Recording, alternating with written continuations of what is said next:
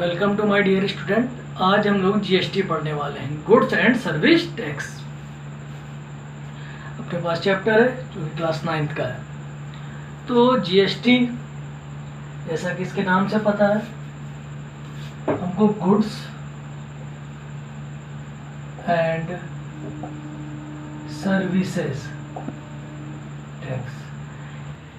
तो देखते हैं, आइए। GST is an indirect tax. GST क्या है कि इनडायरेक्ट टैक्स है, और ये किसके द्वारा लगाया जाता है? ये सेंट्रल गवर्नमेंट और स्टेट गवर्नमेंट के थ्रू लगाया जाता है। It is implemented by state and central government. तो स्टेट और सेंट्रल गवर्नमेंट ने इसे लगा भी दिया। तो ये कब लगेगा? जब हम when we buy any goods और सर्विसेज और बोथ, यानी जब हम कोई गुड्स या सर्विसेज खरीदेंगे या दोनों, देन जीएसटी चार्ज्ड, यानी कि तब क्या होगा? जीएसटी लगेगी। तो एक बार फिर से समझ लेते हैं चल के। जीएसटी एक इनडायरेक्ट टैक्स है। इसे क्या होता है? इसे स्टेट और सेंट्रल गवर्नमेंट लागू करती है, यानी अप्लाई करती है। ये कब लागू होता है? जब हम किसी प्रोडक्ट को या किसी गुड्स या सर्विसेज को खरीदते हैं तो उस पर क्या होती है? जीएसटी अप्लाई होती है। तो जैसे यहाँ बात आती है इनडायरेक्ट टैक्स की, तो जो कंज्यूमर है वो थोड़ा परेशान उठता है। तो वो पूछता है कि अभी तक तो आप डायरेक्ट इनडायरेक्ट टैक्स हमारे पर लगा रहे थे, ये एक नया टैक्स क्यों आ गया? तो हमारी जो गवर्नमेंट है वो क्या रिप्लाई करती है कि हमने सारे इनडायरेक्ट टैक्स खत्म कर दिए हैं। तो इससे क्या पता चलता है? GST replaced all farmer indirect taxes. तो एक बात हमें यह पता चलती है कि जीएसटी के आने से जितने पहले इनडायरेक्ट टैक्सेस लगते थे वो मोस्टली खत्म कर दिए गए। अगर कुछ पार्ट्स को छोड़ दिया जाए, जैसे पेट्रोलियम हो गया, लिकर डिपार्टमेंट हो गया, और थर्ड अपने पास इलेक्ट्रिसिटी डिपार्टमेंट हो गया, तो ये कुछ छोड़ के बाकी सबसे जो है डायरेक्ट टैक्स को खत्म कर दिया गया। अब लेकिन जो और भी होशियार कंज्यूमर है तो वो क्या पूछते हैं चल के कि क्या जीएसटी हमको मिलेगा? तब हमारी गवर्नमेंट उसने कहा रिप्लाई करती है। तो देखते हैं चल के। A consumer cannot claim GST paid by him, यानी कि कंज्यूमर क्लेम नहीं कर सकता है कि जीएसटी उसको पे की जाए। तो फिर पूछा गया कि जीएसटी क्लेम कौन करेगा, या कौन इसको चार्ज करेगा, कौन इसको कलेक्ट करेगा? तो उसके लिए बताया गया ओनली अ पर्सन, यानी कोई इंडिविजुअल या एन ऑर्गेनाइजेशन, यानी कोई पर्सन या ऑर्गेनाइजेशन रजिस्टर्ड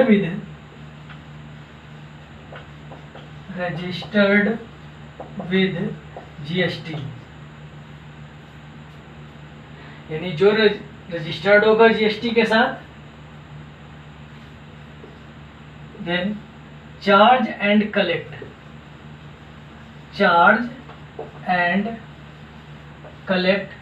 जीएसटी, यानी वो चार्ज भी कर सकता, वो लगा भी सकता है और जीएसटी को कलेक्ट भी कर सकता है। तो ये हुआ अपने पास जीएसटी। और जो जीएसटी जो है, ये जितनी बार अपने पास जो गुड्स या सर्विस जो होगी जितनी बार ये मूव करेगी, यानी one place to another place या one person to another person, उतनी बार इस पर जीएसटी अप्लाई होगी, जब तक ये कंज्यूमर तक नहीं पहुंच जाती है। तो इस बात को हम लोग ध्यान रखेंगे चल के। अब इससे हम इम्पोर्टेंट कुछ टर्मिनोलॉजी समझते हैं चल के।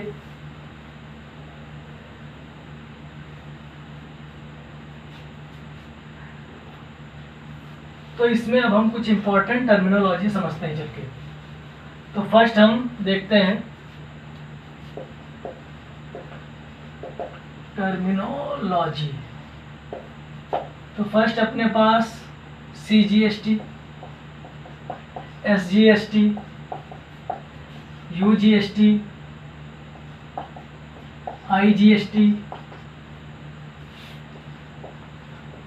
इंट्रा स्टेट ट्रांजैक्शन,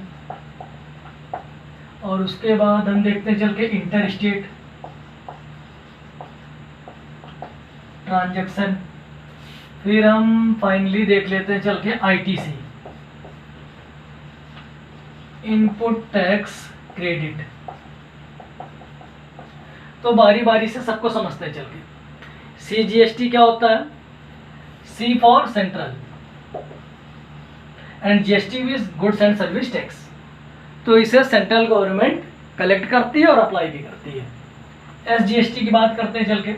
तो S मीन्स स्टेट, GST का आपको पता है गुड्स एंड सर्विसेज टैक्स। इसे स्टेट गवर्नमेंट इम्प्लीमेंट करती है और कलेक्ट भी करती है। UGST की बात करते हैं तो यूनियन टेरिटरी, स्टेट होगा तो वहाँ पर स्टेट गवर्नमेंट काम करेगी, यूनियन टेरिटरी होगा तो वहाँ पर उसकी गवर्नमेंट काम करेगी। इस वजह से यू उसका मीन है यूनियन टेरिटरी।